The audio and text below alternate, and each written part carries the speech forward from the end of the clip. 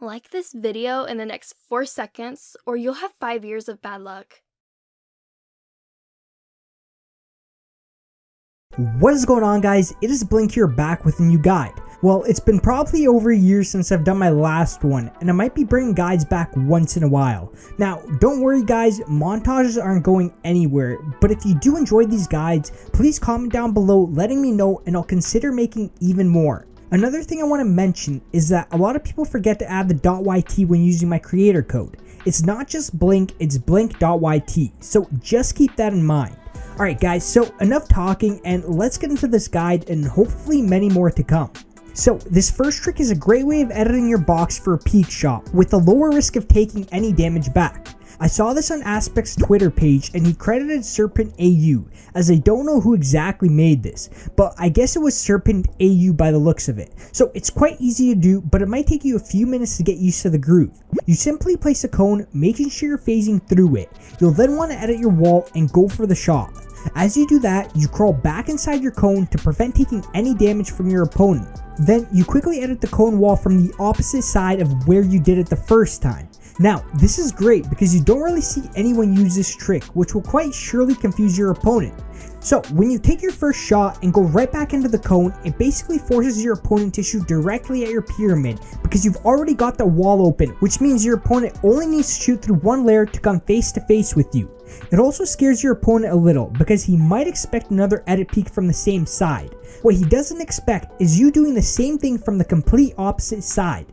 The moment you get the groove on this trick, your opponent's going to be taking shots from the first side you peeked, while you're already taking another shot from the opposite side. So once again guys, these barely used tricks are great ways to win more of your 1v1 fights, especially because they aren't really used.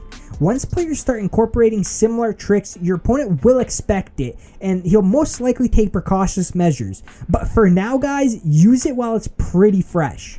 Now, the next trick I want to show you guys is a sweet way of phasing builds inside your opponent's box without needing to edit the wall.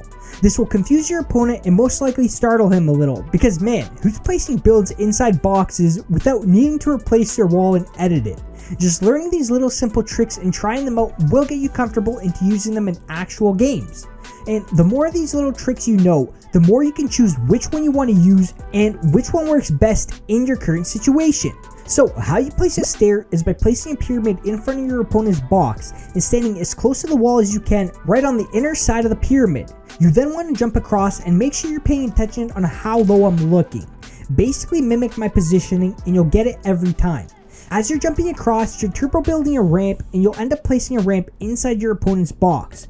Now, it'll take you a few tries to get used to it, but the key is to practice this, that way you can do it at an instant in game. Because you don't want to keep jumping back and forth not really knowing the angle to look at. Although, even if your opponent opens up a window, you'll most likely end up building a ramp inside your opponent's box which will block his shot. I recommend you make sure to give it a go in creative before trying it in a pub. You'll probably get it down within a few minutes, no problem. Now, you can also place a cone inside your opponent's box, which is much easier than the ramp trick. By standing on the edge of a non-built cone and looking at the bottom of your opponent's wall will phase a cone inside their box. This is a lot easier to do because all you have to do is stand on the outer part of an unbuilt cone and take a look at the bottom of the wall. Although I personally like using the ramp trick more because you can edit the ramp any way you want after editing the wall. While with the cone, you're instantly exposed to your opponent once you edit that wall. He can also hide behind the cone, which is a bonus for him. Now, since we're on the topic of cones, another great cone trick of getting one step closer into your opponent's box is to strafe jump onto the right or left side of your opponent's box while taking a shot of your heavy sniper for a quick wall replace, instead of fidgeting with the 50-50 wall replace, which can take a few seconds longer. Still a great update Epic has made from all the pretty bad ones they've done. But like I said, it does take some time still to replace your opponent's wall at times, and especially if you're in risk of a third party or storm might be coming in. Learning this quick wall replace cone jump is a great way to catch your opponents off, and you're guaranteed to get the wall every time, as they'll never expect the quick strafe movement. It's really simple to do. All you really need to make sure is that you confirm the cone edit and jump at the same time. It doesn't matter where you're standing on the cone because you'll hit the strafe every time. From there, you'll go for a heavy snipe wall replace and finish off with the ramp placement and edit it for the elimination. Once again, as I said at the start of the video, learning many of these little tricks will expand your playstyle so much compared to the average player, and guarantee you plenty more eliminations when applying them throughout your gameplay. So now you know the ramp or cone placement and the cone strafe jump trick. Apply any of these into your playstyle and I'm sure it'll work much better than the typical wall replace depending on the situation. Alright, lastly, I want to talk about the fastest way to place a trap outside your box when you're inside the box. The method people usually use is just edit a window and select the trap and place it above. What you want to do is pre-select your trap before editing a window. That way you don't have to waste that extra second clicking the trap key after the edit. It's much quicker and all you do is edit then left click for the placement.